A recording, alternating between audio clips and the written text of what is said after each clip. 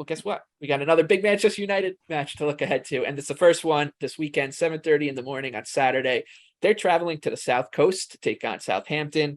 Saints are plus 340 at home. United minus 130 on the road. Can't help but laugh. And the draw is plus 310. I mean, the prices on this United team is just hilarious.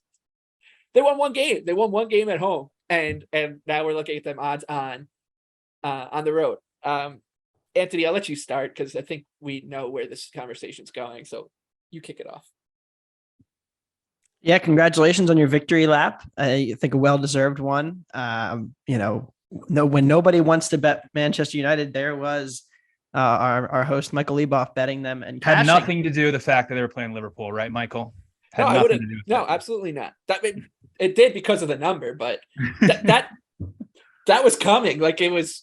At some point they were going to be good. It wasn't like they were not going to win a game, and it just that. Like I said, it was a perfectly timed match, and I think that this one is a perfect, almost like a banana skin for them to step on because they're playing a team that they're tricky.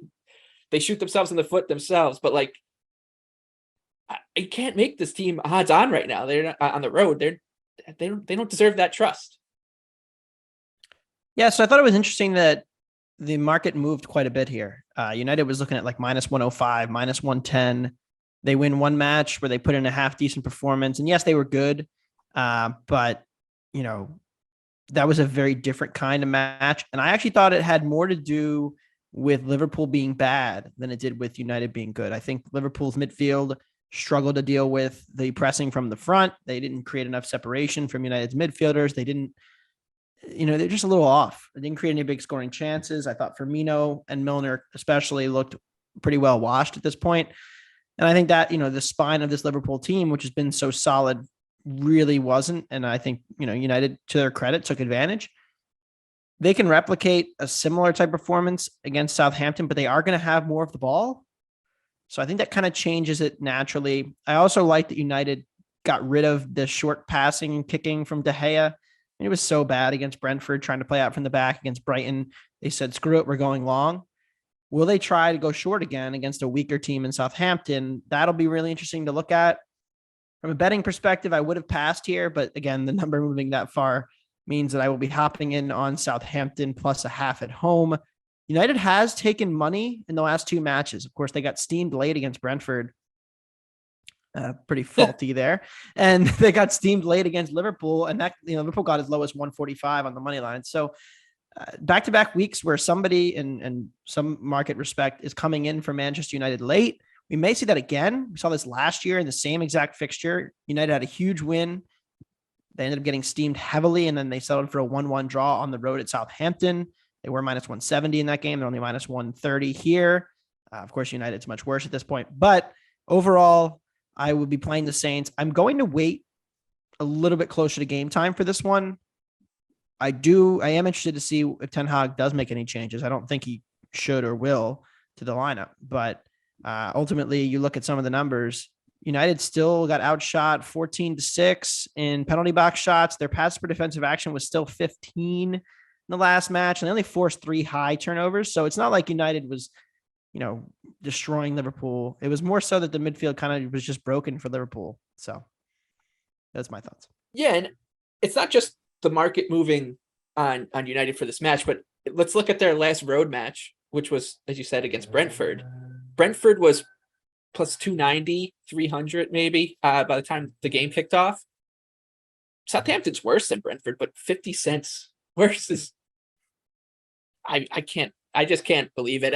And it's so predictable at the same time as it is surprising, because like the simple kind of pattern that I was following with this United team was they're going to lose against Brighton, they're going to lose against Brentford, we're going to catch a huge number against Liverpool, they're going to win against Liverpool, and then we're going to be able to fade them again against Southampton. It shouldn't really go like that. The market is smarter than just boiling it down to that, but I guess with a team like United, maybe it isn't. And United is the likely winner here. The odds tell you that, but that you're getting such a good number to go against a team that has had 60 good, impressive minutes of soccer, maybe 70, because you can count the 10 minutes against Brighton where they started to play in the second half, but that's it. So Saints plus 340. And like Anthony says, like you probably can wait it out a little bit, get a better number.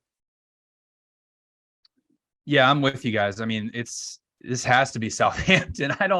So to Anthony's point, like, yes, I thought that United was for large stretches not really that good. They just capitalized on a few mistakes on Liverpool's high line, got in behind, and they converted those chances. And, that good on them. Rashford put one away, Sancho put one away. And, that's something that United hasn't really had for a long time. But this line has gotten too high. I thought minus 105 was somewhat of a fair price to price United at in terms of that, but the market has told you that, well, now people are betting on United after that performance.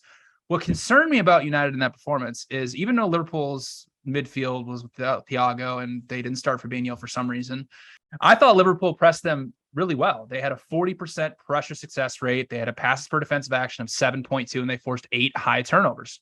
Southampton, as we know, plays a very frenetic pressing style. And through their first 3 matches, they have a little bit over a 37% pressure success rate, which is actually the second best mark in the Premier League. And they've also forced the 4th most high turnovers. So if United succumbs to that kind of pressure that we saw them, against really Brighton, Brentford, and Liverpool and not really play well through it, well, then Southampton, I believe, is going to have some chances going in on United's net. And to your point about United, Michael, being bad away from home, this has been going on for a long time. They have not won away from Old Trafford since February 20th against Leeds. That's 8 matches. In those 8 matches, they scored 2 goals. It was off of 5 expected, but still, that's really, really bad for a club like Manchester United. And overall last year, they were minus 7.4 expected goal differential away from home.